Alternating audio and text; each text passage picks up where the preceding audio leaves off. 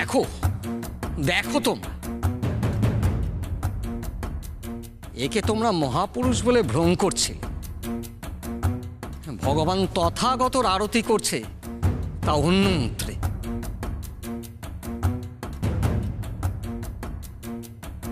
না, কিছুতেই না, এমন পাপাচার আমি কিছুতেই করতে দেব না, কিছুতেই না।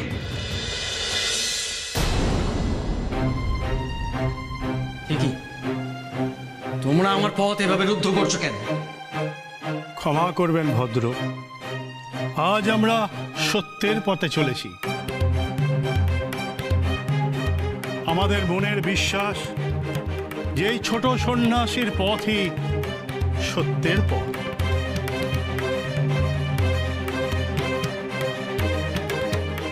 তোমরা কি উন্মাদ হয়ে গেলে?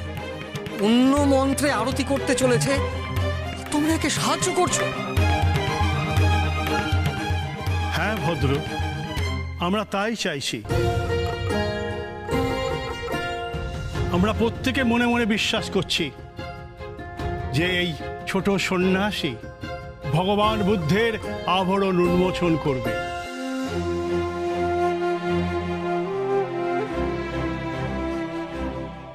না, কখনোই না, আমি এই পাপাচার কিছুতেই করতে দেব না।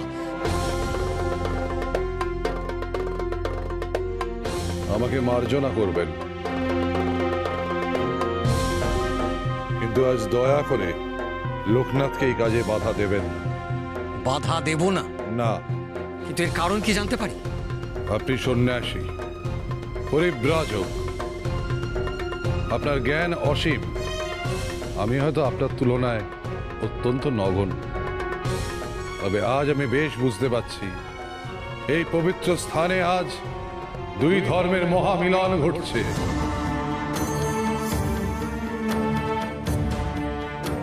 আজ দুই ধর্মের ভেদাভেদ ঘুচে গিয়ে এক যোগী ঈশ্বরকে স্মরণ করার দিন। আপনি কি তা অনুধাবন করতে পারছেন না?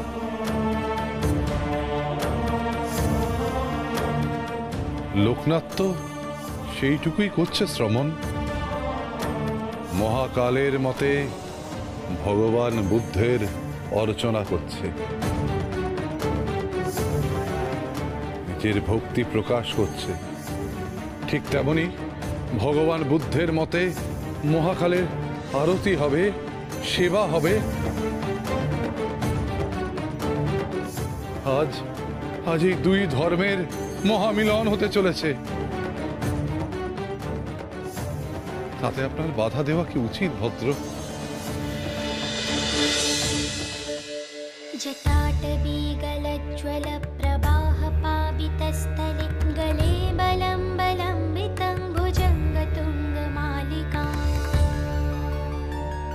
डमड्डमड्डमड्डमन्निनादवड्डमरवयं चकार चडताडवं तनोतु न शिव शिव चकार चडताडवं तनोतु न शिव शिव।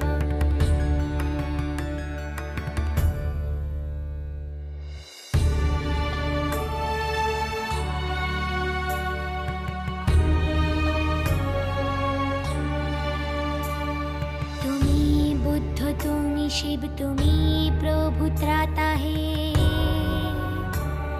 তুমি বুদ্ধ, তুমি শিব, তুমি প্রভু ত্রাতা হে। আদি যোগী মহাকাল, তুমি তথাগত হে। একেরই মধ্যে প্রভু বহু রূপে আছো তুমি। তুমি ভক্তি, তুমি শক্তি, তুমি বিশ্বপিতা হে। তুমি ভক্তি, তুমি শক্তি, তুমি বিশ্বপিতা হে। দেখ বেনি, দেখ, চোখ মেলে দেখ বেনি,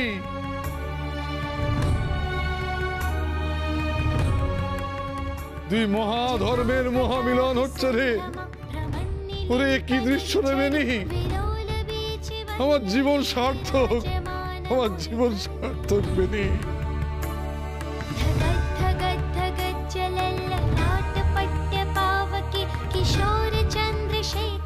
আজ ভগবান বুদ্ধ আর মহাকাল একাকার হয়ে আকাশে বাতাসে মিশে যাচ্ছেন। দেব তথাগত জ্ঞান চক্ষু এই জাগালে দৃশ্য দেখার সৌভাগ্য আমার হবে আমি কখনো ভাবিনি। তথাগত জ্ঞান চক্ষু জাগালে ধর্মে ধর্মে নেই বিভেদ, এই কথাটি জানালে তোমারই মধ্যে তাই দেখি শিব শম্ভুকে। বিশ্বপতি এক হয়েছে মিলনের আলোকে, বিশ্বপতি এক হয়েছে মিলনের আলোকে, বিশ্বপতি এক হয়েছে মিলনের আলোকে। তুমি বুদ্ধ তুমি শিব তুমি প্রভু ত্রাতা হে, আদি যোগী মহাকাল তুমি তথাগত হে,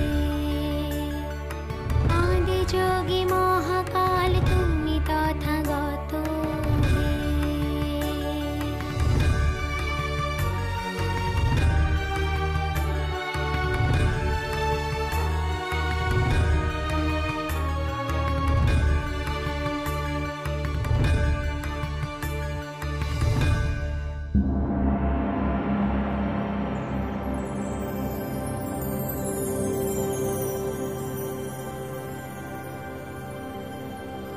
গুরুদেব দেখো একবার, তুষার গলছে।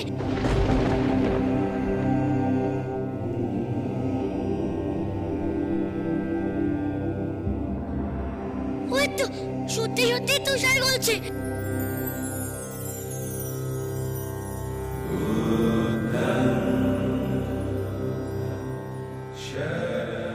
বেনি তুষার গলতে আরম্ভ করেছে। বেনি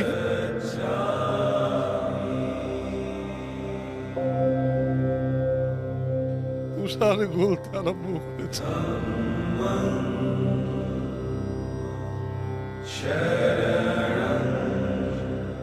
গুরুদেব, আমাদের আমাদের ছোট সন্ন্যাসীর ভক্তিতে জোর আছে গো।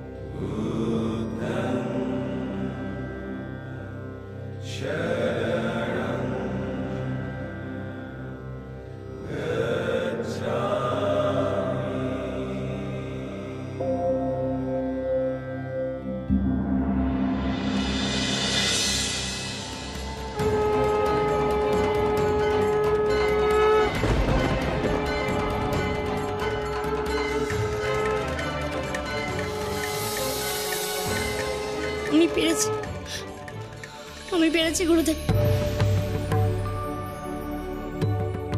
পদ্মের উপর পদ্মা আসনে যিনি বসে আছেন তাকে আবরণ মুক্ত করতে আমি পেরেছি গুরুদেব, আমি পেরেছি।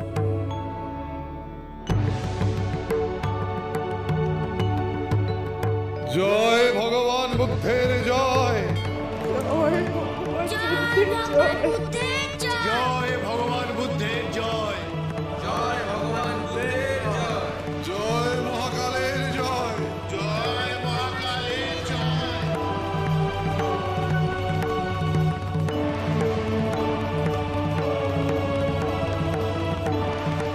দেখা দিলেন ভগবান, শেষ পর্যন্ত এই ভক্তকে সত্যি দেখা দিলেন। আজ আমি ধন্য ভগবান, সত্যি ধন্য।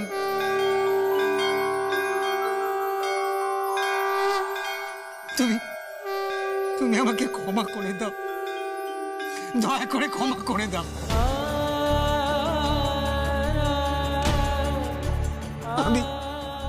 আমি পাপী, মা পাপি, আমাকে ক্ষমা কর।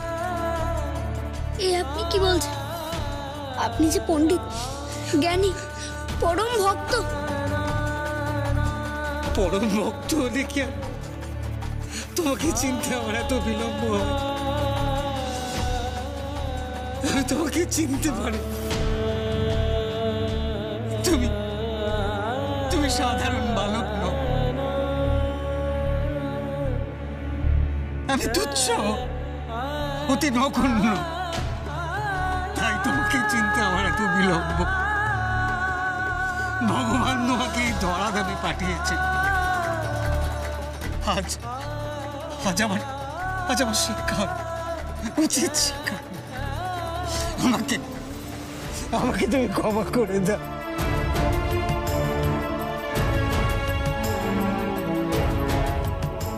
ক্ষমা করে দাও,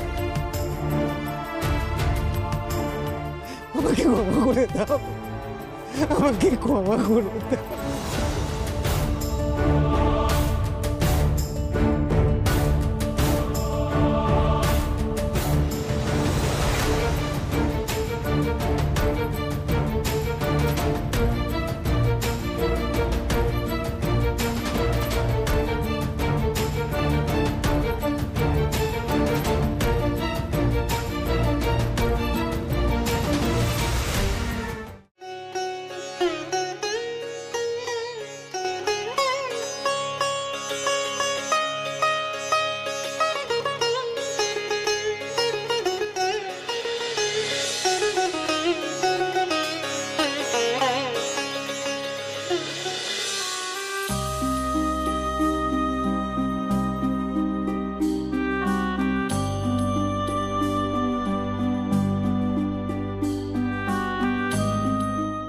আজ দেবাদিদেব মহাদেব আর বুদ্ধের মিলনের দিন।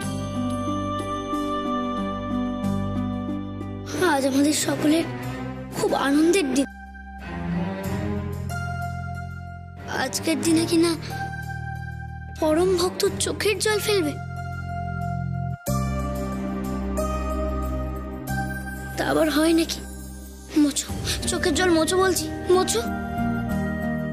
না বাবা, এ শুধু চোখের জল না, এ যেন আনন্দ ধারা। আজ যেন আমার নবজন্ম হলো।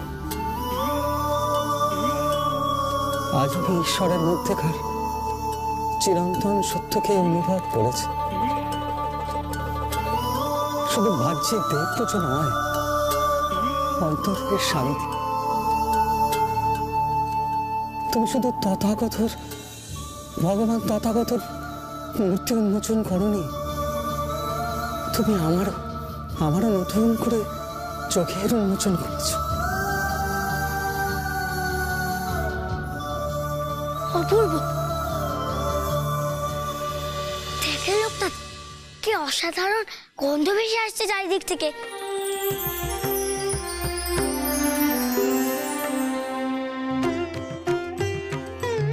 এই যে পথের সুভাষ রে।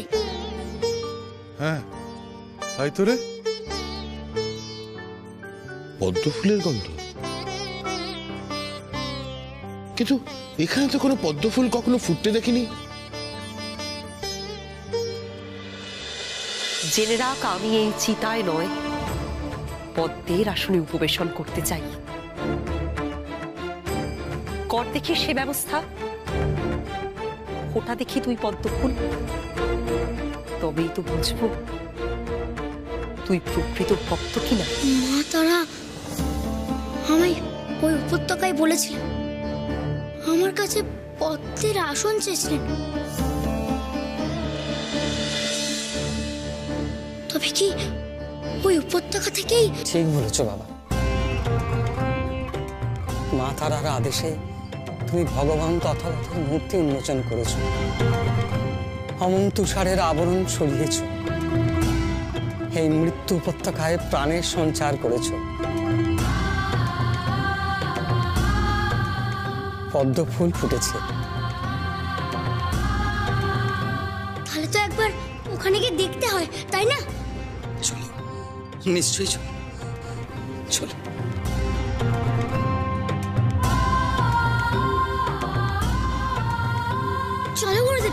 আমরা এবার বাদ যাই কেন? আমরাও গিয়ে দেখি একবার। চল তবে।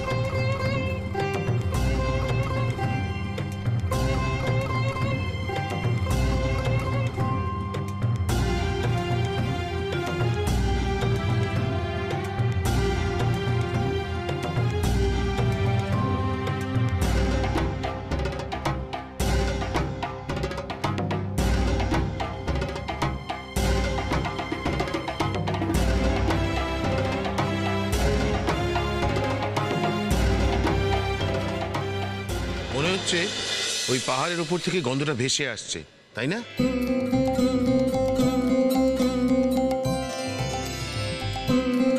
ওই পাহাড়ের চূড়ায় যে উপত্যকা আছে ওখান থেকে ওই সুবাস আসছে।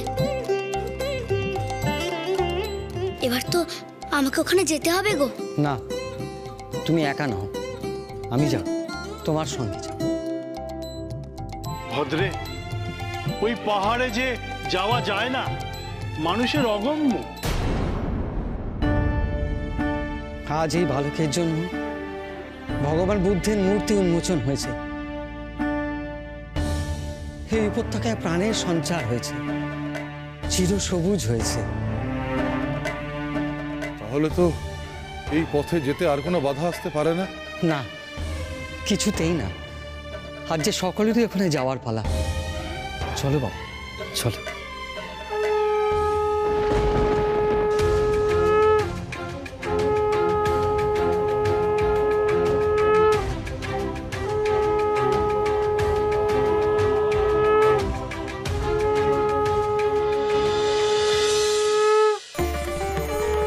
ওই দেখ লোকনাথ, ওপর থেকে কি পড়ছে।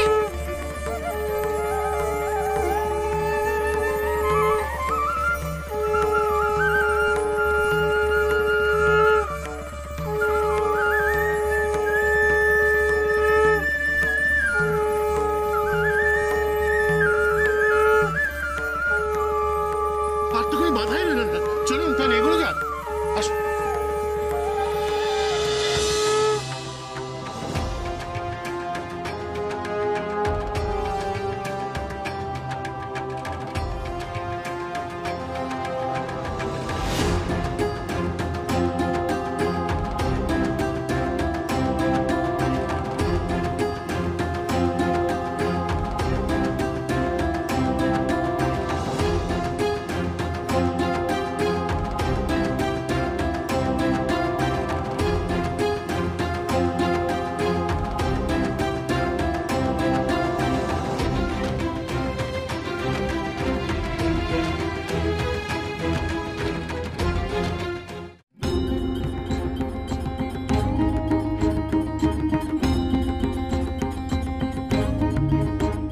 অপূর্ব, অপূর্ব এই পরিবেশ। এই যে মৃত্যু উপত্যকা ছিল তা ভাবতে আমার মন চায় না।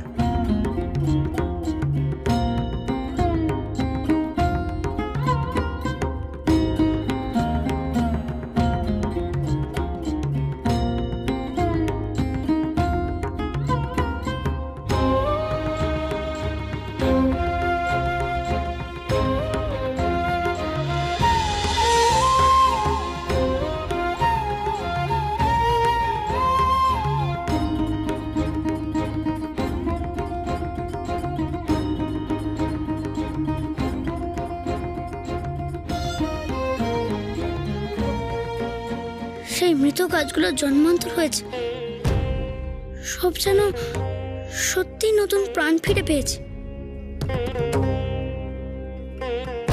আমি পেরেছি, মা তারার কথা আমি রাখতে পেরেছি। আহ, কি সুন্দর পদ্ম ফুল চারিদিকে ফুটে আছে।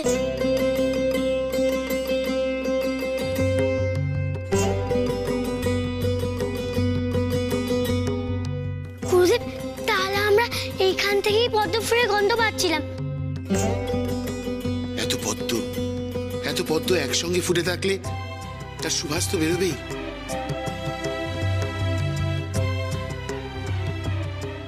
আর দিনের আলোয় মনে হচ্ছে যেন স্বর্গে এসে দাঁড়িয়েছি। আরে ওই পদ্মবনের মাঝখানে ও কিসের মন্দির?